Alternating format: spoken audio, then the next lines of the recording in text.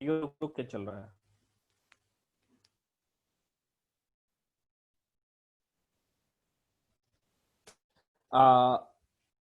अर्चिता, आपका भी वीडियो रुक रहा है क्या? शिवानी, आपका नेटवर्क इशू होगा थोड़ा। आज बारिश किया हुआ है इसलिए नेटवर्क प्रॉब्लम है। मॉर्निंग से ही नेटवर्क रहा है इशू। ठीक है, कोई नहीं। मैं धीरे धीरे पढ़ाऊंगा, और जो चीजें आपकी छूट जाएंगी, आपको नहीं सुनाई देगा, आप बोलना, मैं रिपीट कर दूंगा। ठीक है। देखिए, अभी तक जो हम लोगों ने लास्ट टॉपिक या लास्ट क्लास में पढ़ा था, दैट इज एक्चुअली हम लोगों ने साइटोकाइनेसिस के बारे में देखा था, वो भी एनिमल्स के केस में। मैंने बताया था साइटोकाइनेसिस एनिमल के केस में कैसा होता है, क्योंकि एनिमल के एक सेल में आप देखते हो ऊपर से कोई रिजिड बाउंड्री वॉल नहीं प्रेजेंट होता है, जिसके वजह से एनिमल में जो हमारे की जो डिवीजन हो रहा है वो कैसा होता है, बाहर से अंदर की तरफ होता है, दैट इज सेंट्रीपिटल ऑर्डर में हो रहा है। ठीक है। और कैसे होता है, तो मिड बॉडी का फॉर्मेशन होता है। Mid body is composed of actin and myosin filament, and further उनमें कॉन्ट्रैक्शन होगा, कंस्ट्रिक्शन या फरो फॉर्मेशन से होता है। नेक्स्ट हमको जो टॉपिक है हमारा, दैट इज आप दोगे साइटोकाइनेसिस इन प्लांट्स। प्लांट्स के केस में हमको साइटोकाइनेसिस आपका देखना है। तो अगर मैं कहूं प्लांट्स के केस में साइटोकाइनेसिस क्या हो रहा है, तो प्लांट के केस में क्योंकि बाहर से क्या है, एक रिजिड वॉल प्रेजेंट होता है, और ये वॉल के प्रेजेंस के कारण बाहर से तो कॉन्स्ट्रिक्ट नहीं कर सकता है। जो एनिमल केस में हो रहा था, वो इसमें क्या है, यहाँ पे क्या है, बाहर से एक रिजिड, हम कह सकते हैं, वॉल प्रेजेंट होता है, जिसके वजह से बाहर से तो कॉन्ट्रैक्शन पॉसिबल इसके अंदर नहीं है कि ये क्या होगा, कॉन्स्ट्रिक्ट करेगा और दो सेल में क्या होगा, डिवाइड करेगा। नहीं, ये चीज इसमें नहीं हो सकता है, due to presence of rigid cell wall. Cell wall बाहर क्या है, रिजिड है, जिसके कारण से इसमें कैसा हो सकता है, अंदर से बाहर की तरफ होता है। तो ऐसे तरह के हम लोग डिवीजन को या ऐसे तरह के ऑर्डर को सेंट्रीफ्यूगल कहते हैं। सेंट्रीफ्यूगल। तो हम कह रहे हैं सेंट्रीफ्यूगल ऑर्डर में होता है। कैसे फॉर्म करता है, तो सेल प्लेट का फॉर्मेशन होता है। ठीक है। तो साइटोकाइनेसिस में हम कह सकते हैं takes place by cell plate formation. Cell plate है क्या, हम लोग अभी देखेंगे। यहाँ पे अगर मैं एक लाइन में वो बोलता कि एनिमल में कैसा होता है, तो एनिमल में by constriction and furrow formation होता है। ठीक है, कॉन्स्ट्रिक्शन एंड फरो फॉर्मेशन होता है। यहाँ पे कैसा हो रहा है, बाई सेल प्लेट फॉर्मेशन होता है। बिकॉज कंस्ट्रिक्शन जो है वो पॉसिबल नहीं होगा, because constriction is not possible due to presence of rigid wall। ठीक है, रिजिड वॉल के कारण क्या हो रहा है, कॉन्स्ट्रिक्शन पॉसिबल नहीं होता है आपका। ठीक है। तो देखिए, हम कह रहे हैं कि एक्चुअली में ये कैसे फॉर्म कर रहा है, by self plate formation. Self plate formation अंदर की तरफ होता है, कैसे होता है वो भी हम लोग देखेंगे। यहां तक लिखिएगा इसको, सेंट्रीफ्यूगल ऑर्डर में हो रहा है ये।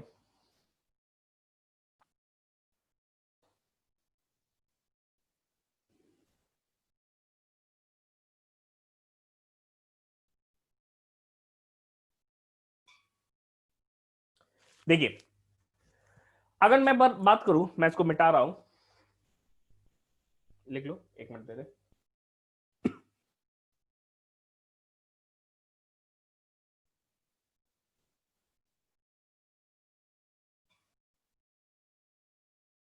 देखिए क्या हो रहा है, समझना इस चीज को।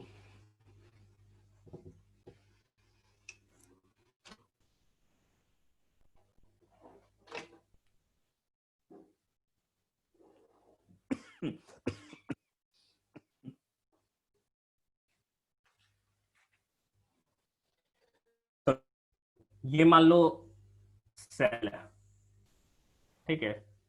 दो न्यूक्लियस कैरियोकाइनेसिस हो चुका है। अब बीच में क्या आके डिपॉजिट होता है, तो बीच में बहुत सारे गॉल्जियन वेसिकल्स जो है, बहुत सारे गॉल्जियन वेसिकल्स, वेसिकल्स के भी फॉर्म में गॉल्जी बॉडी रहते हैं, गॉल्जियन वेसिकल्स है, ये अरेंज हो जाते हैं बीच में, ठीक है। और इनके साथ स्पिंडल फाइबर्स भी क्या होते हैं, अरेंज हो जाते हैं। एंड ये वाले क्या है, गॉल्जियन वेसिकल है, ये वाले गॉल्जियन वेसिकल्स है। एंड जो थ्रेड लाइक स्ट्रक्चर है दैट आर स्पिंडल फाइबर्स। ये क्या है भाई, तो स्पिंडल फाइबर्स है। तो ये क्या हो गए, सबसे पहले अरेंज हो गए आपको, ठीक है। अब ये अरेंज हो जाएंगे गॉल्जियन वेसिकल्स, स्पिंडल फाइबर्स, और हम कहते हैं एक इक्वेटर पे एक स्ट्रक्चर का फॉर्मेशन करते हैं। इसी स्ट्रक्चर को क्या कहते हैं, फ्रैगमोप्लास्ट कहते हैं। ये जो स्ट्रक्चर सेंटर पे बना है that structure is known as phragmoplast. तो हम पढ़ते भी है गोल्जी बॉडी के फंक्शन में कि फ्रैगमोप्लास्ट फॉर्मेशन में वो हेल्प करता है, कब, सेल के डिवीजन में, कौन से, प्लांट सेल के, ठीक है। फिर देखो इसके बाद से ये मेम्ब्रेन जो है ये आपस में फ्यूज करना स्टार्ट करते हैं, इसके वॉल, और ये फ्यूज करके ऐसा प्लेट लाइक स्ट्रक्चर बना देते हैं, प्लेट लाइक स्ट्रक्चर बनाना स्टार्ट करते हैं, फ्यूज कर लेते हैं। और इसके अंदर कैल्शियम के साथ साथ मैग्नीशियम सॉल्ट भी क्या होते हैं, डिपॉजिट होना स्टार्ट हो जाते हैं। बाद में जाके जब ये डिवीजन अंदर से बाहर की तरफ ये हार्ड होता चला जाएगा, और हार्ड होता चला जाएगा, और ये क्या हो जाएगा, अलग हो जाएगा। और बीच में यही स्ट्रक्चर क्या रह जाता है, कैल्शियम मैग्नीशियम टेक्टेट रह जाता है, जिसे हम क्या कहते हैं, मिडिल लैमिला कहते हैं। तो मिडिल लैमिला क्या हो रहा है, सेल प्लेट फॉर्मेशन के कारण हो रहा है। पहले सेल एक था, फिर बीच में क्या हो गया, मिडिल लैमिला बन गया, और मिडिल लैमिला धीरे धीरे क्या होगा, अंदर सेंटर से टुवर्ड्स पेरिफेरी हार्डन होता चला जाएगा, और फिर वो फर्दर क्या कर देगा, सेपरेट हो जाएगा। तो यहाँ पे प्लांट में सेपरेशन या साइटोकाइनेसिस की हम बात करते हैं तो क्या होता है, from centre towards periphery, and that is order is known as centrifugal order.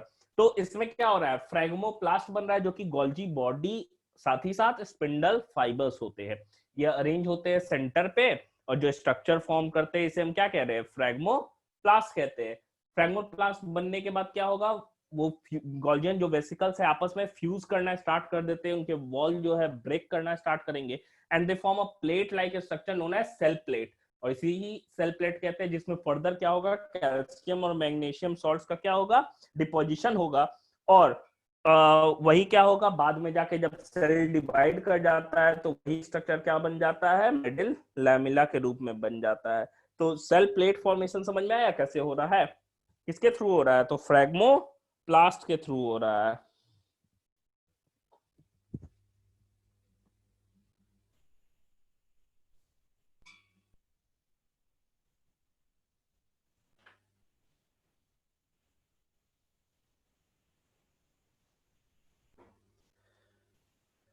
हो गया, देखिए तो लिखते हैं इसको लोग,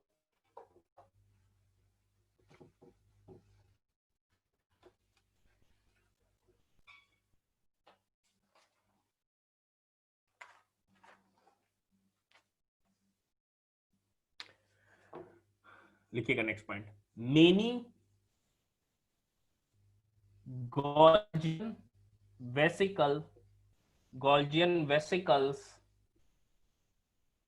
and spindle microtubules and spindle microtubules arrange themselves on equator, arrange themselves on equator to form क्या बनाता है, फ्रैगमोप्लास्ट, फ्रैगमोप्लास्ट, ठीक है, फ्रैगमोप्लास्ट का फॉर्मेशन हो गया।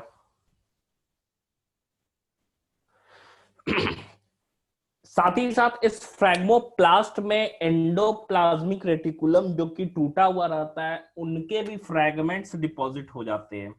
इसी में लिखेंगे fragments of ER, fragments of ER may also deposit may also deposit may also deposit in phragmoplast, या यहीं पे तो may also deposit, देखो तो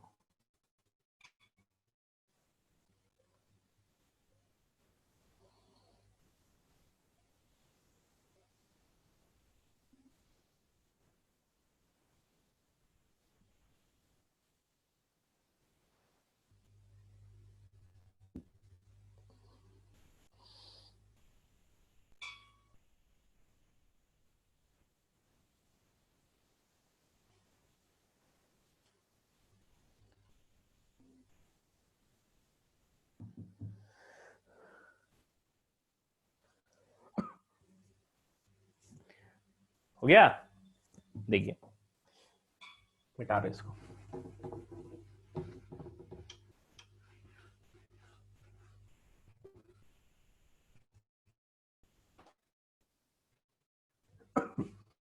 next point, membrane of Golgi vesicle fuse to form plate like structure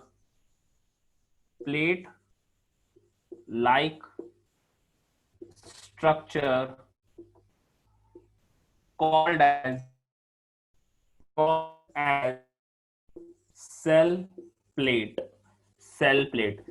इसे ही हम कहते हैं। और इसी सेल प्लेट में बाद में जाके क्या हो रहा है, गोल्जी जो वेसिकल्स है जैसे ही वो टूटते हैं, समझो एक तरीके से फ्यूज जैसे ही होंगे, तो अंदर से वो क्या निकालते हैं, तो अंदर से कैल्शियम मैग्नीशियम पेक्टेट का सिक्रीशन करते हैं गोल्जी वेसिकल्स। क्योंकि आप जानते हो कि गोल्जी बॉडी का मेन काम जो होता है, हाँ, स्पिंडल फाइबर्स, गोल्जन वेसिकल और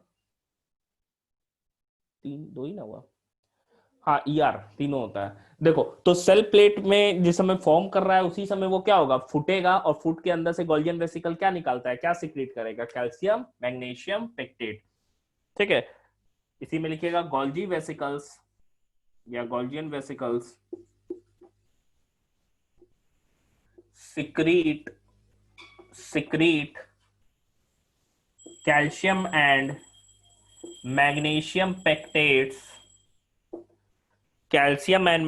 पेक्टेट्स which further modified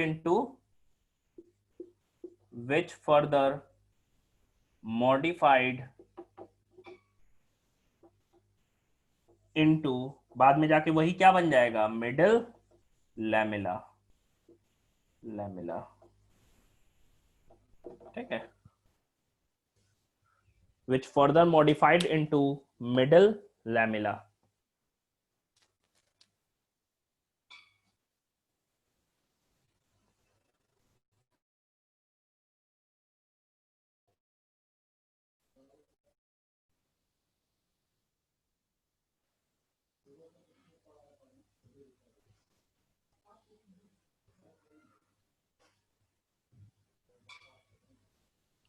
हो गया।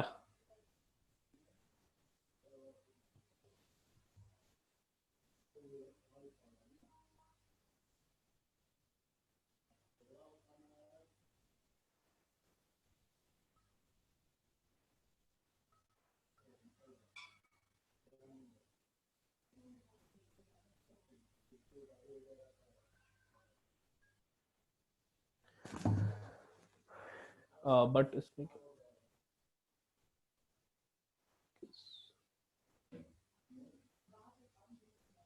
हाँ, फ्यूज करने की बात नहीं कर रहे हैं। देखो फ्यूज कर रहा है तो वो क्योंकि फाइबर्स है ना, फाइबर्स तो बीच में प्रेजेंट होगा ही। ठीक है, फ्यूज तो जो स्ट्रक्चर है वो ना टूट के फ्यूज कर रहा है, गोल्जियन वेसिकल्स आपस में मिल रहा है, फाइबर्स भी उसमें रहेंगे।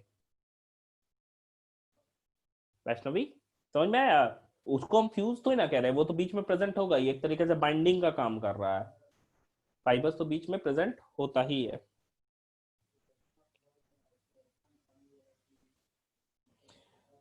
देखिए अगर हम ऑर्डर की बात करें तो ऑर्डर कैसा होगा, तो एक लाइन में लिख लेंगे ऑर्डर कैसा हो जाएगा, सेंट्रीफ्यूगल ऑर्डर।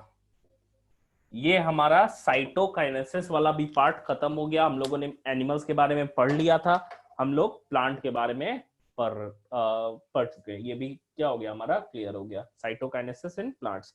अब देखो, अब हमको देखना है कि क्या सिग्निफिकेंस होता है माइटोसिस का, या हम कह सकते हैं कि माइटोसिस के होने से क्या चीज हो रहा है ऑर्गेनिज्म में, या क्या उसकी यूटिलिटी है, हम कह सकते हैं।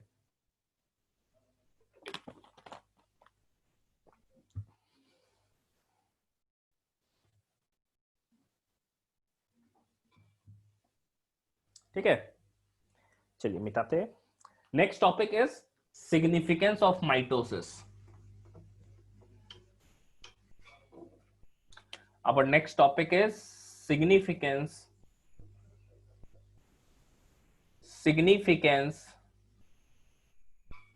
of mitosis. Significance of mitosis.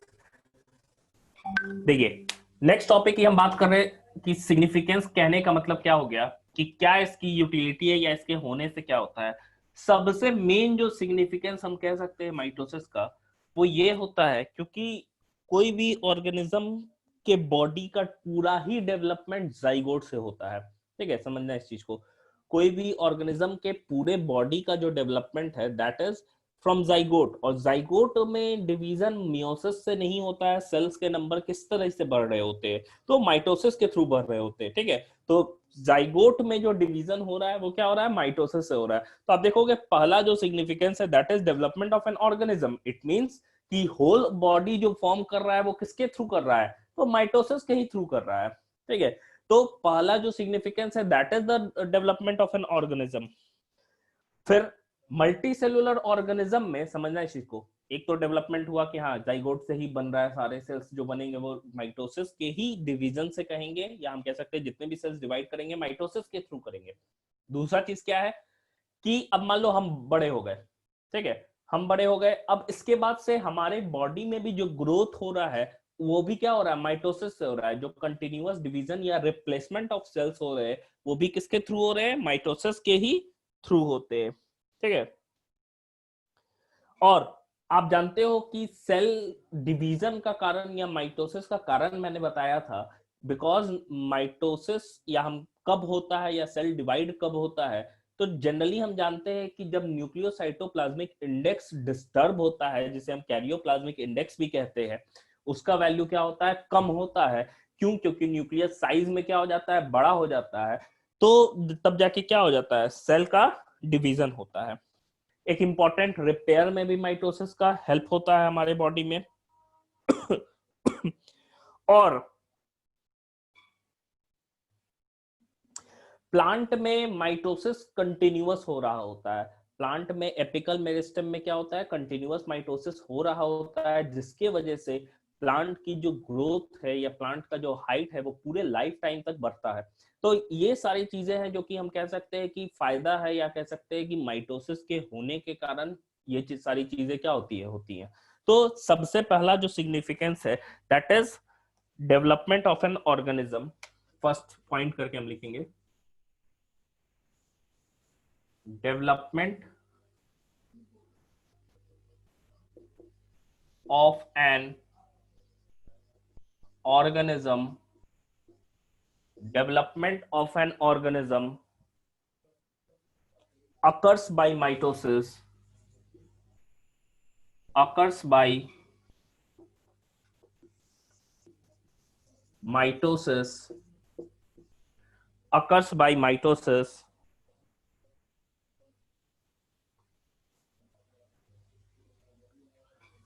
Repeated mitosis जो होगा, हम लोग ह्यूमन रिप्रोडक्शन में भी पढ़ेंगे, 12 में पढ़ना है कि वहां पे क्लीवेज होता है, जो इनिशियल हम कह सकते हैं रैपिड माइटोसिस होता है जाइगोट के अंदर, and it results in the formation of हम कह सकते हैं whole body.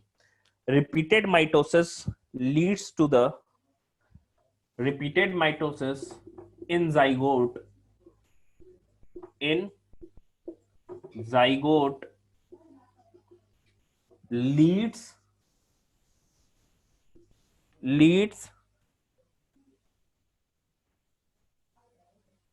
to the formation of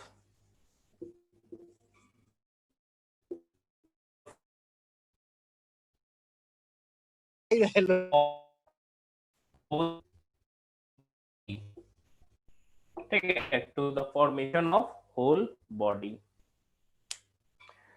तो हम जान रहे हैं कि डेवलपमेंट जो ऑर्गेनिज्म का है वो माइटोसिस में ही क्या हो रहा है, कंटिन्यूअसली क्या हो रहा है कि डिवीजन हुए जा रहा है और it leads to the further development of the whole body of the organism. पूरा बॉडी किसके कारण हो रहा है, माइटोसिस से ही हो रहा है आपका, ठीक है, माइटोसिस के ही कारण हो रहा है। तो ये पहला हमारा सिग्निफिकेंस हो गया।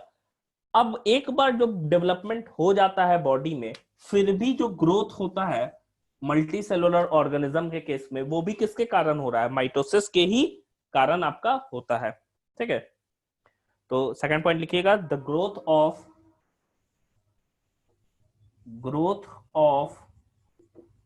Multi cellular organism, growth of multicellular organism is due to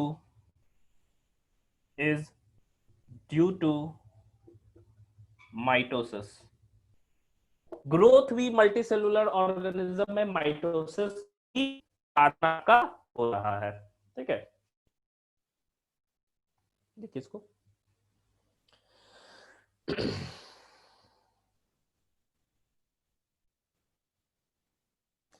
अब माइटोसिस होने का फायदा क्या है, जैसे ही सेल ग्रो करता है तो समझो इट डिस्टर्ब्स, मैंने बताया भी था, it disturbs the nucleocytoplasmic index, ठीक है, या उस रेशियो को डिस्टर्ब कर देता है। अब सेल की मजबूरी हो जाती है कि सेल को डिवाइड होना ही है, अगर नहीं होगा तो उसके फंक्शंस कंट्रोल अच्छे से न्यूक्लियस नहीं कर पाएगा, जिसके वजह से हम कह सकते हैं कि बहुत प्रॉब्लम होगी या कॉम्प्लिकेशंस होगी, और हो सकता है सेल आउट ऑफ कंट्रोल भी हो जाए, डिवीजन उसका आउट ऑफ कंट्रोल हो जाए, या उसके फंक्शंस इनएफिशिएंट, तो उसके मेटाबॉलिज्म क्या हो जाएगा, गिर जाएगा, अगर उसके फंक्शंस को न्यूक्लियस अच्छे ढंग से कंट्रोल नहीं कर पाएगा तो।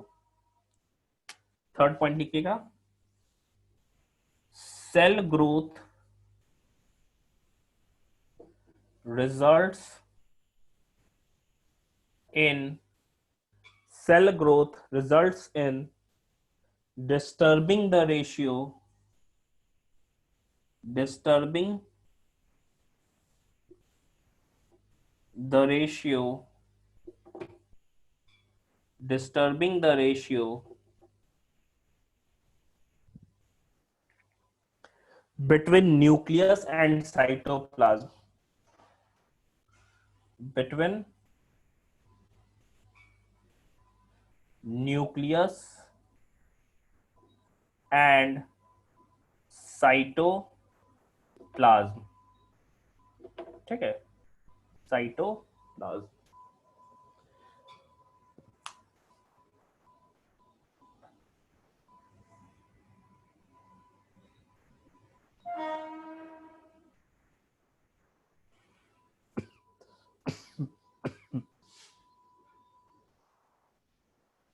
नहीं, कैरियोप्लाज्मिक इंडेक्स मैंने बताया था कि कैरियोप्लाज्मिक इंडेक्स होता क्या है, तो volume of nucleus by volume of cytoplasm बोलते हैं हम लोग, volume of nucleus by volume of cytoplasm, that is known as karyoplasmic index.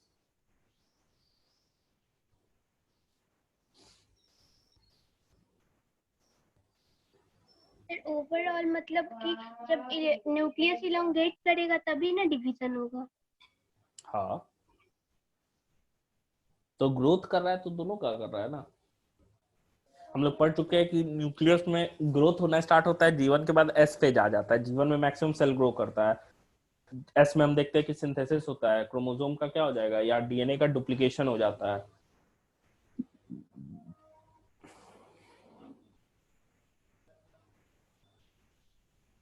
यहां तक हो गया, इसी में लिखना है, फुल स्टॉप के बाद ही लिखिएगा, इट इट ऊपर लिखना है,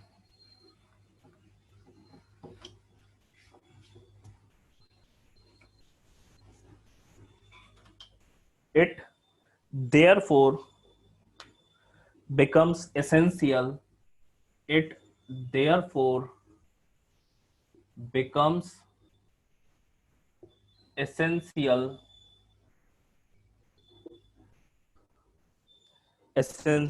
for the cell, essential for the cell to undergo mitosis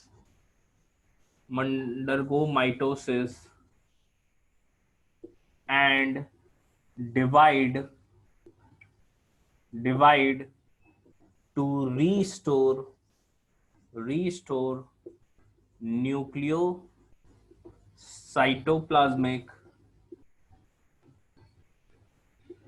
ratio.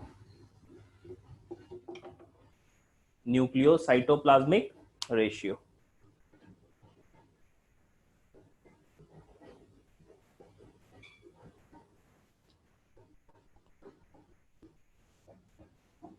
Next, mitosis का और क्या यूटिलाइजेशन या यूटिलिटी है?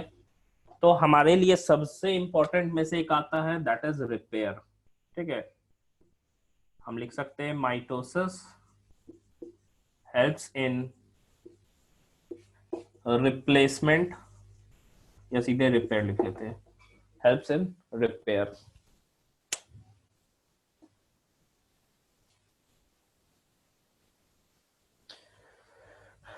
और लास्ट पॉइंट है, लास्ट सिग्निफिकेंस हमारा हो गया, that is mitosis in meristematic cells या meristematic tissues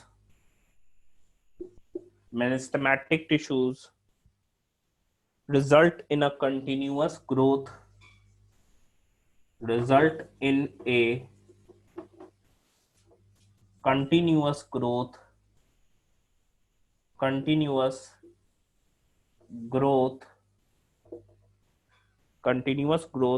of plants throughout the life,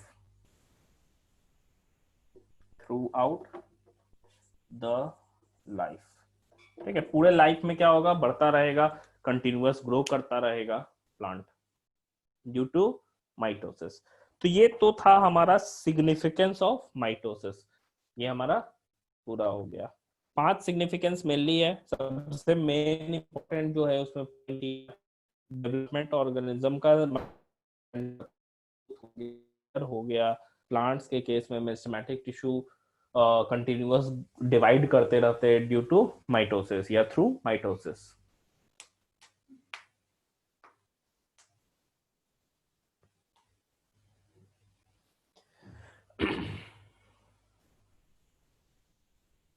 हो गया। देखिए, इसके बाद से हमको पढ़ना है मॉडिफिकेशंस ऑफ माइटोसिस। कुछ मॉडिफिकेशंस भी होते हैं माइटोसिस के, उसको हमको पढ़ना है, वो हमारा कंप्लीट हो जाएगा तो हम मियोसिस स्टार्ट कर लेंगे। अब ज्यादा बचा नहीं है चैप्टर में, इस वीक में खत्म हो जाएगा chapter.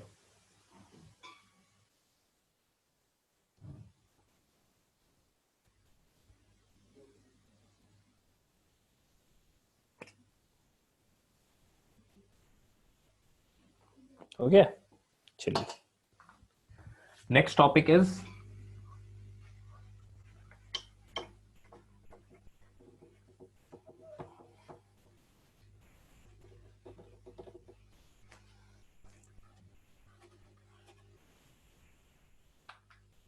modifications of mitosis. Modifications of mitosis, ठीक है, माइटोसिस के मॉडिफिकेशंस के बारे में हम लोगों को देखना है। सबसे पहला जो मॉडिफिकेशन है दैट इज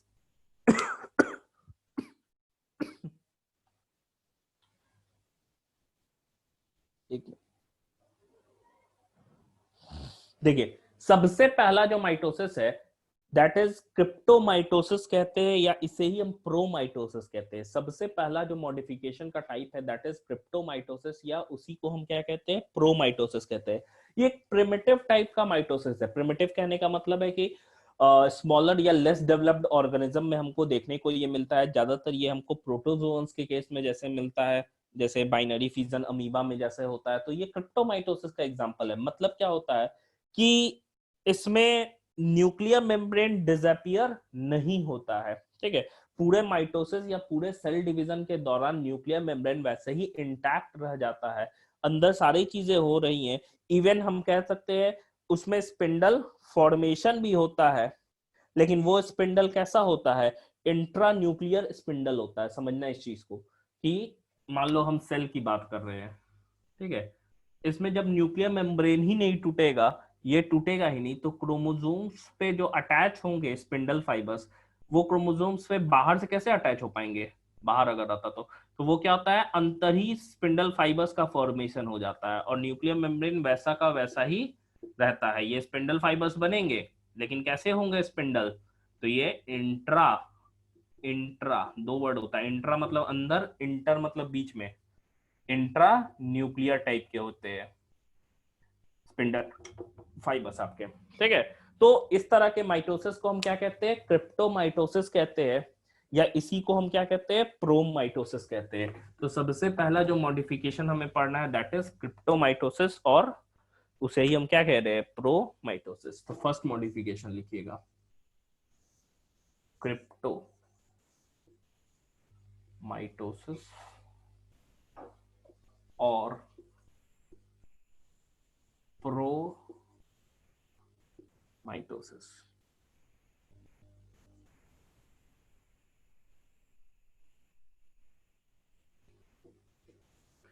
क्रिप्टोमाइटोसिस और प्रोमाइटोसिस, फर्स्ट पॉइंट में लिखिएगा, it is primitive type of mitosis. It is primitive type of mitosis.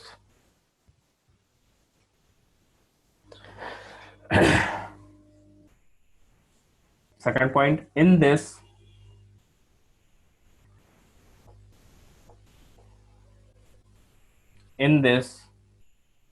nuclear membrane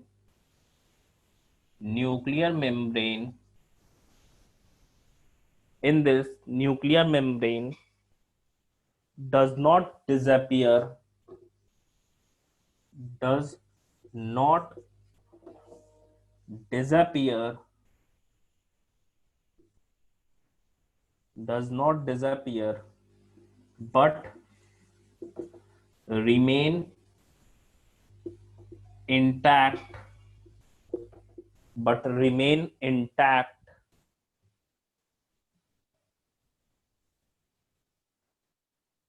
throughout the division, throughout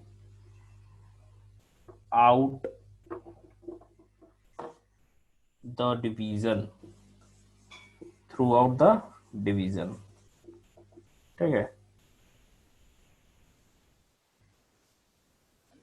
throughout the division।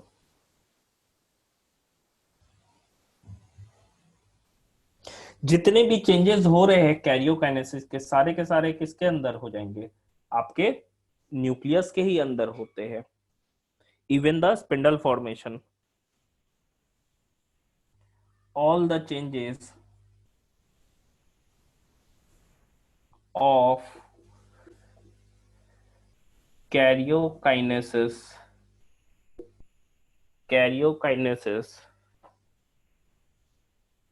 occurs inside nucleus, occurs inside the nucleus, even the formation of spindle, even the formation of spindle. और ये spindle कैसे होंगे, तो intra nuclear spindle होंगे, ठीक है। ये spindle हमारे इंट्रा न्यूक्लियर टाइप के होंगे। स्पिंडल के बाद ब्रैकेट में लिख लीजिएगा इंट्रा न्यूक्लियर टाइप, वहीं ब्रैकेट में लिख लीजिएगा intra new type, intra nuclear type. ठीक है।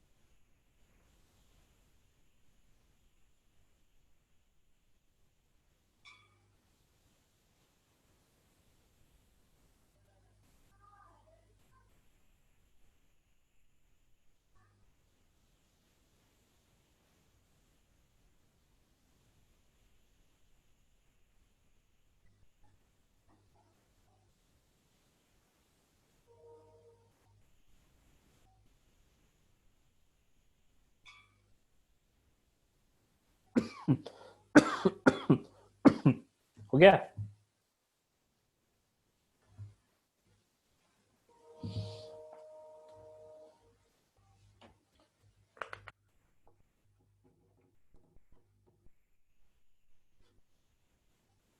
अगर मैं बोलूं कि ऐसे डिविजन्स पाए कहाँ जाते हैं, तो एग्जाम्पल में आप लिख लेना प्रोटोजोन्स में, प्रोटोजोन्स में सच एज अमीबा। तो अमीबा में जो बाइनरी फीजन होता है that is a type of promitosis और क्रिप्टोमाइटोसिस। ठीक है, अमीबा में जो आपका डिवीजन हो रहा है। सेकंड, अगर मैं बात करूं मॉडिफिकेशन की, that is known as dinomitosis, डाइनोमाइटोसिस।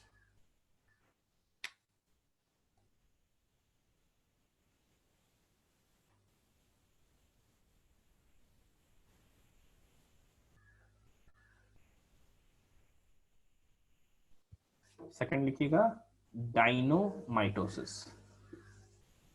देखिए, डाइनोमाइटोसिस की मैं बात करूं तो किंगडम प्रोटेस्टा में एक ग्रुप होता है जिसे डाइनोफ्लैजिलेट्स हम लोग कहते हैं। And dinoflagellates are also known as mesokaryotes. Mesokaryotes इसीलिए बोलते हैं हम लोग क्योंकि नॉर्मली आप देखोगे तो जो प्रोकैरियोटिक डीएनए है, मतलब बैक्टीरिया वगैरह, उसी में हिस्टोन नहीं होता है। यूकैरियोटिक के केस में सब में हिस्टोन पाया जाता है। इसमें क्या है, डाइनोफ्लैजिलेट्स में हिस्टोन प्रोटीन प्रेजेंट होता है। ये वजह से डिवीजन समय जो क्रोमेटिन है प्रॉपर्ली कंडेंस नहीं हो पाता है क्रोमोसोम्स के अंदर, क्रोमोसोम्स वो प्रॉपर्ली नहीं बना पाता है और क्रोमोसोम्स डिस्टिंक्ट नहीं नजर आते हैं। इसी वजह से इस चीज को हम डाइनोमाइटोसिस कहते हैं, which is slightly different from normal mitosis. Normal mitosis को यू माइटोसिस हम लोग कहते हैं, यू का मतलब ट्रू, जैसे यू कैरियोटिक बोलते हैं, उसी तरह यू माइटोसिस।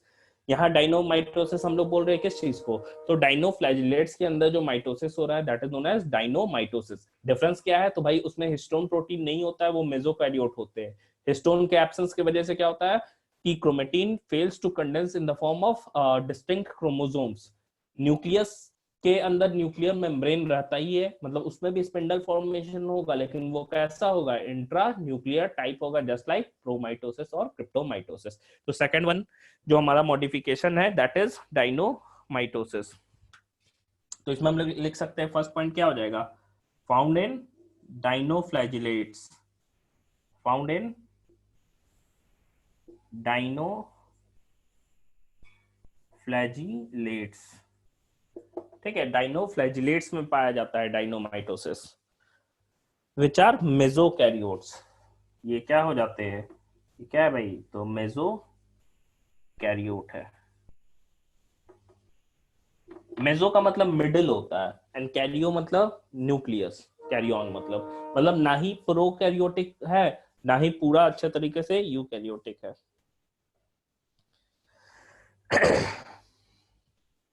सेकंड पॉइंट लिखिएगा, in mesokaryotic cells, in मेसोकैरियोटिक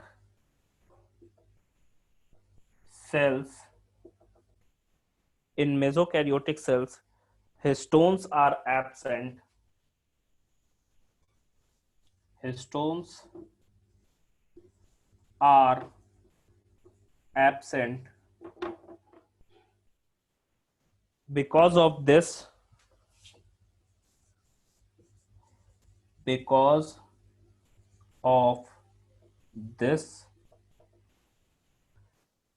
chromosomes fail to condense properly. Chromosomes कह रहे हैं, chromatin fail to condense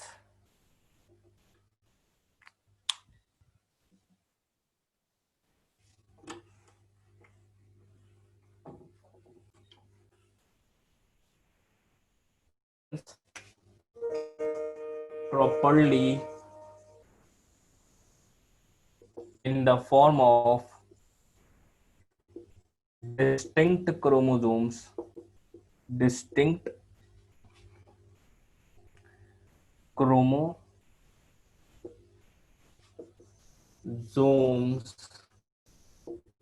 Distinct chromosomes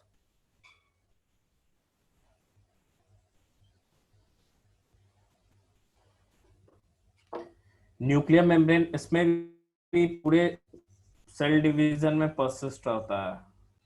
nuclear membrane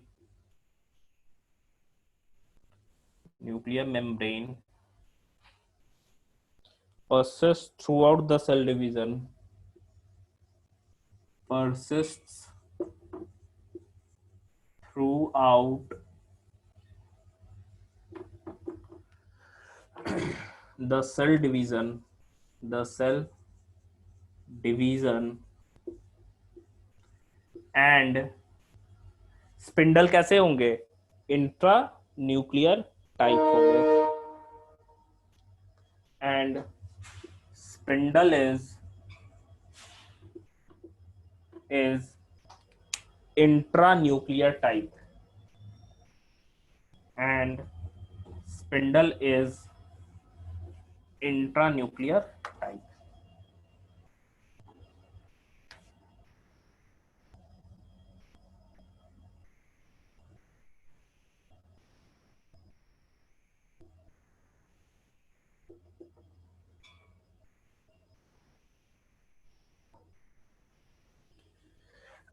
normal mitosis को हम क्या बोलते हैं? नॉर्मल माइटोसिस जो होता है उसे यू माइटोसिस बोलता है. नॉर्मल माइटोसिस से हम लोग यू माइटोसिस बोलते हैं. ठीक है, नॉर्मल माइटोसिस को यू माइटोसिस बोला जाता है. अब देखिए, ये हमारा दूसरा कंप्लीट हो गया, डायनोमाइटोसिस. नेक्स्ट है माइटोसिस में कुछ वैसा मॉडिफिकेशन नहीं है, लेकिन हम कह रहे हैं कि माइटोसिस प्रोसेस तो होल होता है ना, कैरियोकाइनेसिस और साइटोकाइनेसिस दोनों मिला के हम बोल रहे हैं कि प्रॉपर्ली सेल डिवाइड हो रहा है. और डिवीजन कैसा हो रहा है? इक्वेशनल डिवीजन हो रहा है. लेकिन अगर समझो कि न्यूक्लियर का डिवीजन हो जाता है, लेकिन the cell fails to undergo cytokinesis, अगर साइटोकाइनेसिस नहीं होता है तब क्या होगा? तो हम जानते हैं कि न्यूक्लियस अगर डिवाइड कर गया तो एक से डबल न्यूक्लियस, फिर डिवाइड हो गया, 4 न्यूक्लियस हो गया, और सेल डिवाइड नहीं कर रहा है, तो उस केस में क्या होता है? मल्टी न्यूक्लिएट कंडीशन या डेवलपमेंट हो जाता है. तो वैसे तरह के डिवीजन को फ्री न्यूक्लियर डिवीजन कहते हैं हम लोग.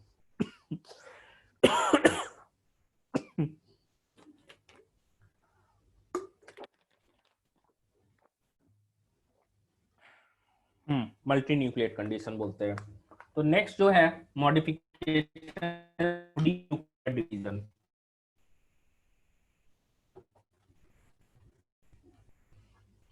नेक्स्ट आप लिखना, third one is free nuclear division. Free nuclear division. देखो, अगर हम फ्री न्यूक्लियर डिवीजन की बात कर रहे हैं, ठीक है, तो फ्री न्यूक्लियर डिवीजन आपका एक्चुअली में क्या होगा? तो आप देखो कि साइटोकाइनेसिस में नहीं हो रहा है, सिर्फ और सिर्फ क्या है? कैरियोकाइनेसिस होता है. तो हम लिख सकते हैं इसमें क्या कि karyokinesis is not followed by cytokinesis and it results in and it results in multinucleate condition multinucleate condition ठीक है मल्टीन्यूक्लिएट कंडीशन होगा इसमें तो ये हो गया हमारा फ्री न्यूक्लियर डिवीजन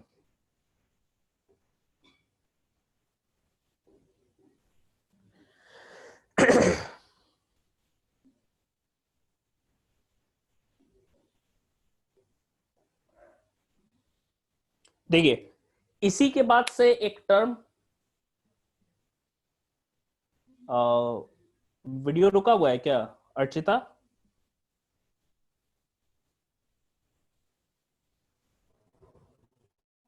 रुका हुआ है क्या नहीं रुका हुआ है और शिवानी आप ही का रुका हुआ है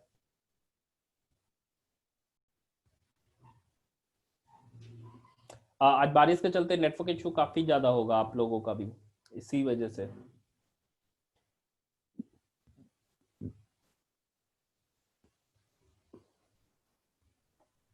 देखिए इसके बाद से जो नेक्स्ट पढ़ना है दैट इज एंडोमाइटोसिस एंडोमाइटोसिस ये क्या है भाई एंडोमाइटोसिस तो एंडोमाइटोसिस हम कहते हैं कि क्रोमोसोम का डुप्लीकेशन हो जाता है ठीक है लेकिन न्यूक्लियस ही डिवाइड नहीं करता है समझना कि क्रोमोसोम तो डुप्लीकेट अंदर कर गया लेकिन न्यूक्लियस डिवाइड नहीं कर पाता है इसका मल्टीपल रीजंस हो सकते हैं एक रीजन ये हो सकता है कि स्पिंडल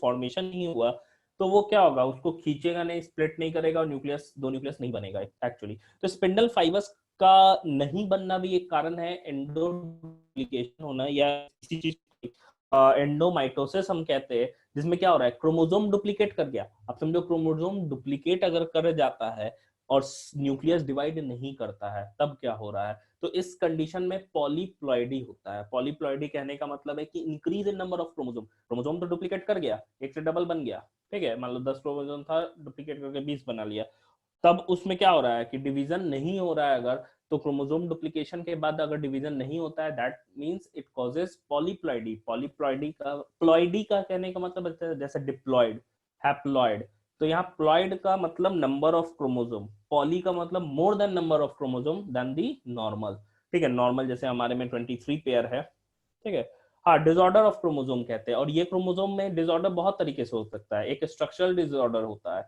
जिसमें स्ट्रक्चर में आर्म लॉस कर जाएगा क्रोमोसोम का वो सब चीजें अलग है यहाँ पे क्या हो रहा है यहाँ पे नंबर ऑफ क्रोमोसोम बढ़ जाता है तो उस चीज को हम क्या कहते हैं प्लॉइडी ऑफ क्रोमोसोम कहते हैं ठीक है पॉलीप्लॉइडी कहते हैं बढ़ना एन्यूप्लॉइडी का मतलब होता है घटना कि क्रोमोसोम नंबर ही डिलीट हो गया एक हट गया तो उसको एन्यूप्लॉइडी हम लोग कहते हैं तो पॉलीप्लॉइडी ऑफ क्रोमोसोम तो इस चीज को हम क्या कहते हैं एंडोमाइटोसिस कहते हैं लिखिएगा इसमें this is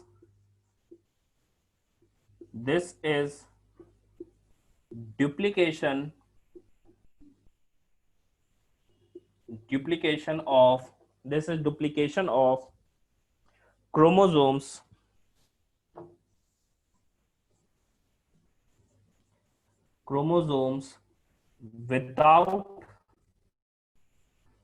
without division of nucleus without division of nucleus ठीक है न्यूक्लियस के डिवीजन के बिना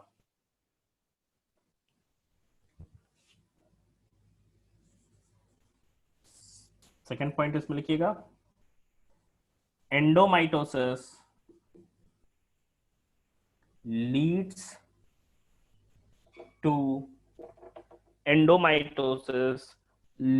to polyploidy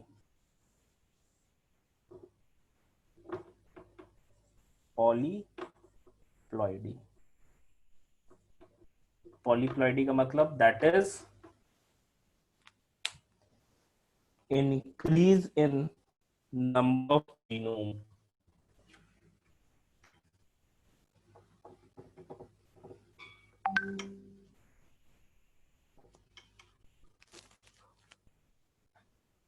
That is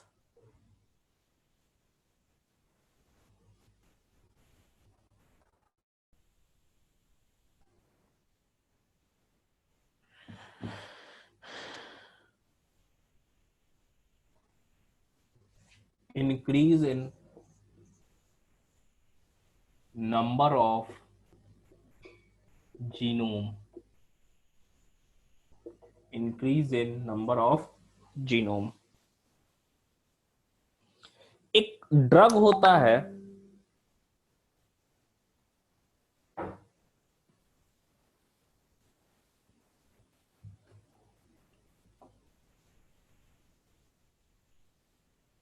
ठीक है, एक ड्रग होता है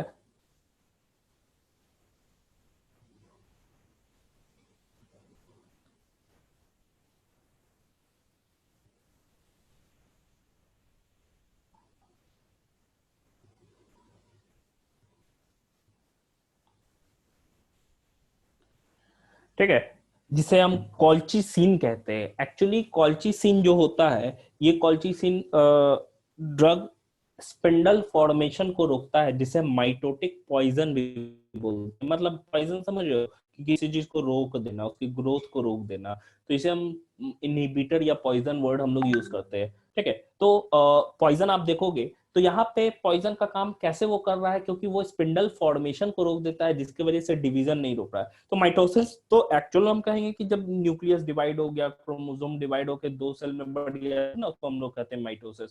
अगर माइटोसिस स्टेज में रोक दिया कि एंडो माइटोसिस हुआ है, लेकिन नॉर्मल यू माइटोसिस नहीं हुआ है, क्रोमोसोम बढ़ जाएगा नंबर में, लेकिन न्यूक्लियस डिवाइड नहीं हो पा रहा है। ठीक है, नेक्स्ट पॉइंट लिखिएगा, कॉल्चिसिन कॉल्चिसिन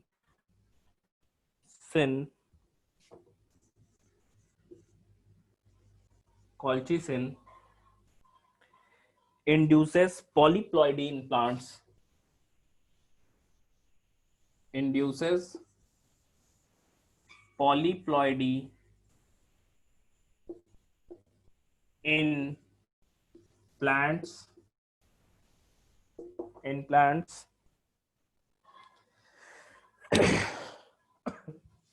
नीचे का बैठा है।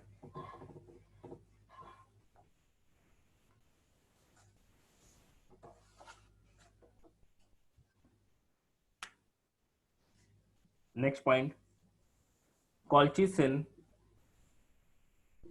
is a mitotic poison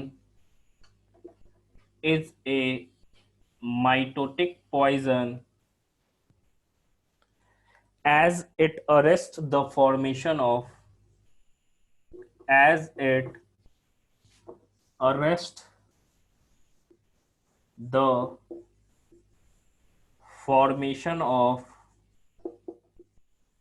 spindle fibres. Spindle fibres ही नहीं बनने देगा, तो क्रोमोसोम डुप्लीकेशन तो हो जाएगा, लेकिन उसका डिवीजन नहीं हो पाएगा।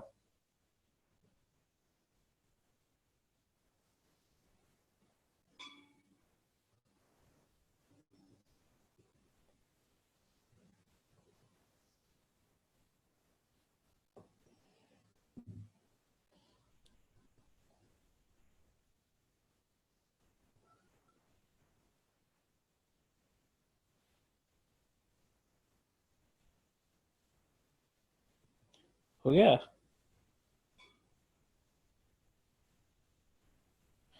देखिए, इसी में एक सर्टेन मॉडिफिकेशन हमको पढ़ना है।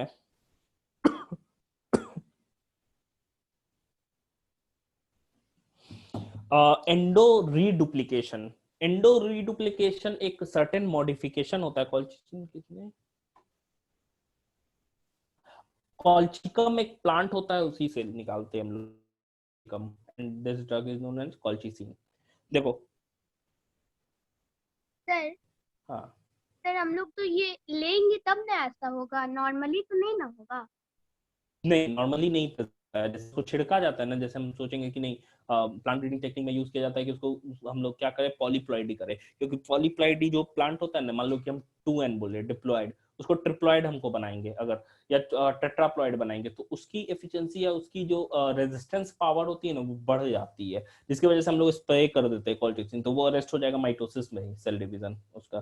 ठीक है, तो किया जाता है तो ब्रीडिंग इससे प्रोग्राम्स। ज्यादा प्रोडक्शन होता है फ्रूट्स वगैरह का? नहीं, उसमें ज्यादा रेजिस्टेंस हो जाता है, जैसे डिजीज रेजिस्टेंट हो गया ना, तो उस तरीके से। देखिए, इसी के बाद से एक इसी का एडवांस फॉर्म है जो हमारा फिफ्थ है टाइप मॉडिफिकेशन का, दैट इज एंडो रीडुप्लीकेशन। ठीक है, इसी चीज को हम एंडो रीडुप्लीकेशन कहते हैं। ये क्या है देखते हैं।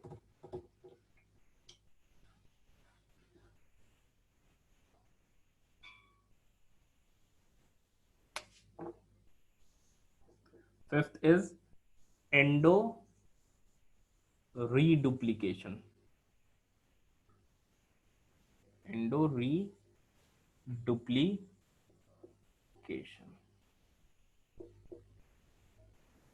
Endo reduplication. ठीक है, देखो, एंडो रीडुप्लीकेशन की हम बात करें तो it is also type of, हम कह सकते हैं, या मॉडिफिकेशन ऑफ एंडोमाइटोसिस। एंडोमाइटोसिस में नॉर्मली क्या हो रहा था, क्रोमोसोम का डुप्लीकेशन हो जाता था, क्रोमोसोम डबल हो जा रहा था, और वो फिर फर्दर डिवाइड नहीं हो रहा था, समझने इस चीज को। यहाँ क्या हो रहा है, यहाँ क्रोमेटिड डबल हो जाता है।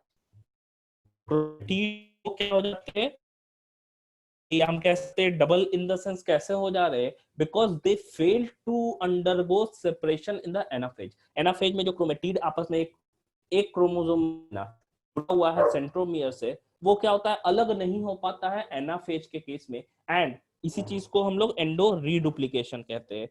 एंडो डुप्लीकेशन या एंडोमाइटोसिस में क्या है, क्रोमोसोम नहीं अलग अलग हो रहा है, क्रोमोसोम जो है वो न्यूक्लियस, दो न्यूक्लियस नहीं बन रहा है, यहाँ क्या है कि सेंट्रोमियर नहीं अलग हो रहा है, जिसकी वजह से क्रोमेटिड सेपरेशन नहीं होता है। ठीक है, तो पहला पॉइंट हम लोग लिख सकते हैं इसमें, it is a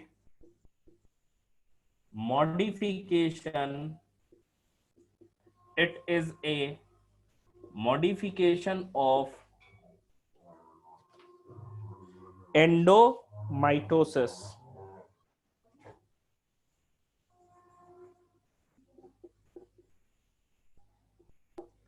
it is a modification of एंडोमाइटोसिस। इसमें कौन से क्रोमोसोम एंडो रीडुप्लीकेशन दिखाते हैं, तो क्रोमोसोम एक तरह का क्रोमोसोम देखा जाता है सेल के अंदर जिसे पॉलीटीन क्रोमोसोम हम लोग बोलते हैं। ये पॉलीटीन क्रोमोसोम होते क्या है, ये काफी बड़े क्रोमोसोम होते हैं, काफी लार्ज क्रोमोसोम होते हैं, and it contains thousands of DNA. DNA का अमाउंट भी ज्यादा होता है, and it was first discovered by a scientist known as Balbiani. Balbiani नाम के साइंटिस्ट ने इसे सबसे पहले डिस्कवर किया था। एंड सिंपल समझो कि ये जो सिंपल समझो कि ये जो हम कह रहे हैं पॉलीटीन क्रोमोसोम है, साइज में क्या होते हैं, बहुत बड़े होते हैं। तो उसी में देखा जाता है कि पॉलीटीन क्रोमोसोम का जो फॉर्मेशन हो रहा है वो एक्चुअली में एंडो रीडुप्लीकेशन के कारण हो रहा है। सिंपल समझना कैसे चीजें हो रही है। पॉलीटीन क्रोमोसोम के अगर मैं फिगर को बनाऊं तो ये इसका सेंट्रोमियर होता है, एंड ये ऐसा इसका स्ट्रक्चर हमको देखने को मिलेगा।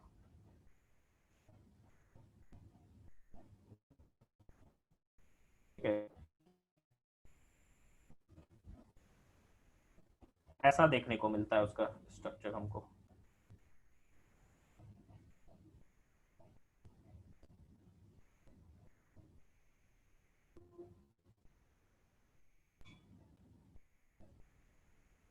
जस्ट लाइक स्पाइडर टाइप का दिख रहा है। क्यों दिख रहा है ऐसा, क्योंकि यहाँ पे क्रोमेटिन जो है वो डुप्लीकेट तो कर जाते हैं, लेकिन they fail to separate from each other, and these types are actually DNA.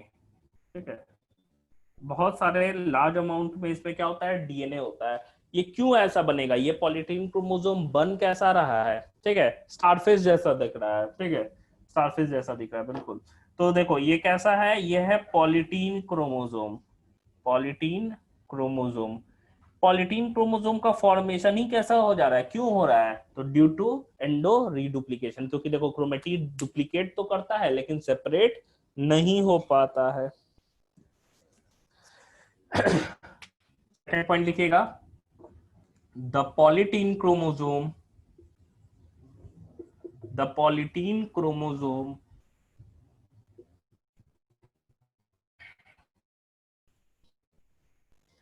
formed by process of formed by the process of formed by the process of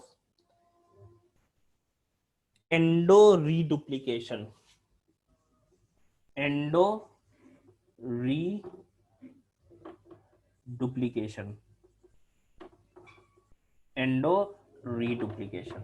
ठीक है।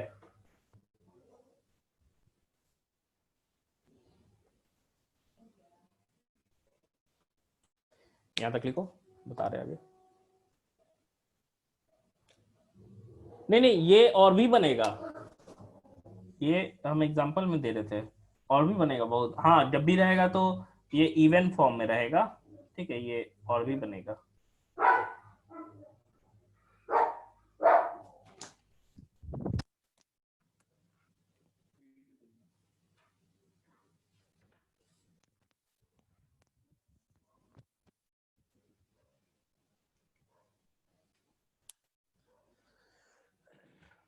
हो गया, लिखिएगा नेक्स्ट पॉइंट, मिटा रहे इसको, ऊपर का मिटा रहे।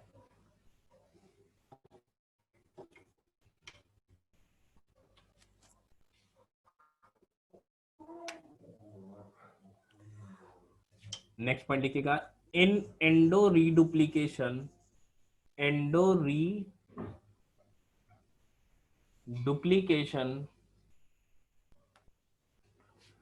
duplication in endo reduplication the chromatids replicate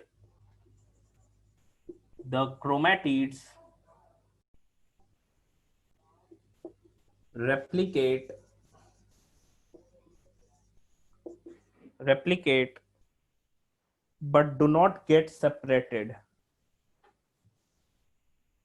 but do not get separated not separated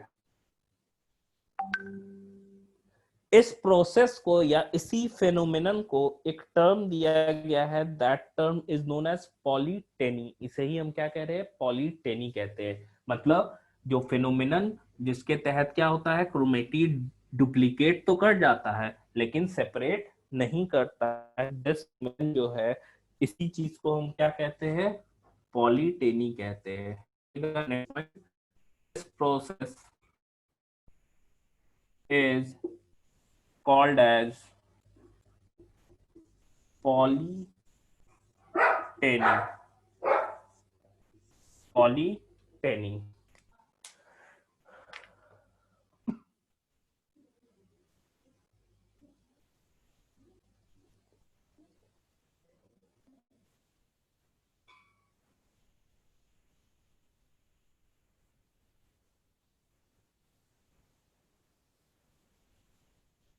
ठीक है।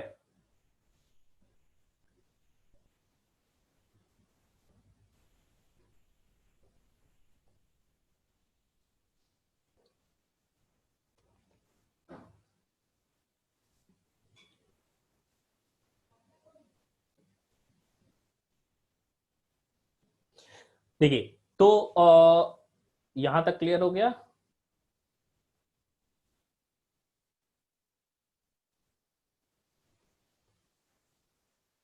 मस्टर्ड गैस और राइबोन्यूक्लियेजेस भी जो होते हैं वो भी एक तरीके से माइटोटिक पॉइजन होते हैं, ठीक है।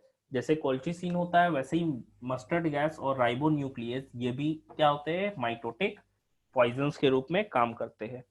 देखिएगा स्टार मार्क करके, mustard gas and and ribonucleases are also mitotic poisons. Mitotic poisons, ठीक है, वो भी क्या होते हैं, माइटोटिक पॉइजन्स होते हैं। तो ये हमारा माइटोसिस का भी मॉडिफिकेशन पूरा हुआ। अब हम लोगों को पढ़ना है मियोसिस के बारे में, ठीक है। यहां तक किसी को कोई दिक्कत है? बाकी लोग लीव कर गए, क्या नेटवर्क प्रॉब्लम होगा? वैष्णवी शांत बताइए, यहां तक समझ में आ गया? तो देखिए, ये हम लोग आज माइटोसिस हमारा टॉपिक पूरा हुआ। नेक्स्ट क्लास से हम मियोसिस करेंगे, ठीक है। मियोसिस में दो टाइप का मियोसिस है, मियोसिस फर्स्ट है, मियोसिस सेकंड है। मियोसिस फर्स्ट में भी फेजेस होते हैं। नोट्स मैं सेंड कर दूंगा, ठीक है, मैं नोट्स यहाँ तक के सेंड कर दूंगा इस चैप्टर के।